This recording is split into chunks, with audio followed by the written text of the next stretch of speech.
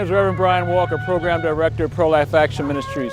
We're here today because this is the last day of 40 Days for Life. This is our Jericho March. As per the Bible, we walk around the Planned Parenthood block here 7 times.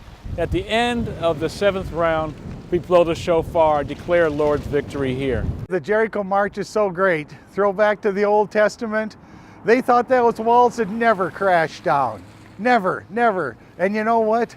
This is the same thing today. We think those walls will never crash down, but God can do it. God did it, and He will do it. Planned Parenthood is the leading killer of children through abortion, not only in the United States, but around the globe. At this facility here at 671 Vandalia, 5,629 children's lives were ended through abortion in 2016. I come here once a week, every single week, for 2 hours.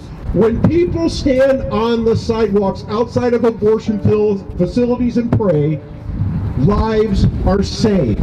Well, this was a strategy that Joshua was given. In the 6th chapter of Joshua, it talks about God's plan, and that's exactly what we're all about. That we can't do this. This is not a flesh and blood wrestling against spiritual principalities and powers. So we need to go to God and say, God, what is your plan? Follow what He has laid out. And this is a way of both recognizing that He is our authority and that we're listening to Him, and we want to do it His way. Man's way is not going to work. Women will come having already had the thought in their mind, if somebody is there, I'm not going to do this. And they see us and they don't. Sometimes it's that simple. This is right here in St. Paul, Minnesota. 19 children a day are killed 6 days a week on average at this facility. So we need to come out and we need to be light and hope to these women. I'd like to change that. What do they call it? Repurposing? I'd like that building to be repurposed for life. That's what I'd like to happen. I want this Planned Parenthood facility to close, to no longer provide death to the community, but to be a place of blessing and life. Just like when the Israelites, and we're remembering today with this Jericho March, they went in and they occupied places that were already built for them. I could see this place as a blessing to the community when it no longer offers death through abortion. I can't tell you how many times we've spoken to people here and they've always said, me, it's me. You know, what about me? What about my life? We always have to try and refocus them. What about the baby? That's the problem. They never see that. I would just like for people to have their eyes open to what actually goes on. We're here to offer hope to the women throughout the week when they come.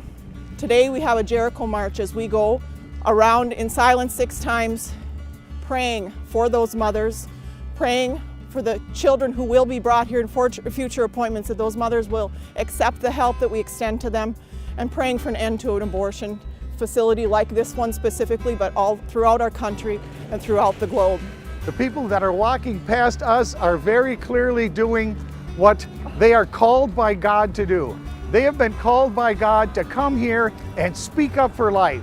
When a woman is in a crisis, and so many people that I've talked to, one of the things they say is, I have no choice. And isn't that sad that that's a word that the pro-abortion side hijacks? They feel they have no choice. So our role as Christians, as ambassadors for Christ in this earth, is to extend help. Eliminate the crisis, not the pregnancy, not the child. This is not just a pregnancy that's ended, but it's a child whose life is ended. When this 40 Days of Life program is over, that doesn't mean that they stop doing abortions in there. We need to keep coming out and praying. We need to persevere. We need to be willing to put our faith on the line and to be fools for Christ to the world around us so that God's glory can shine forth. And we need people to come down here and be faithful people and continue to pray and continue to speak up for life right here in front of this place, because those women who are coming in here, they need to see people speaking up for life. They need to know that somebody is supporting what their conscience is telling them deep in their heart. Keep that baby. Pro-Life Action Ministries has been the stalwart right here. They're the ones who keep the spirit here. They're the ones that do the organization. We all need leadership to do what we really want to do in our heart, and that is proclaim God right here in this very spot.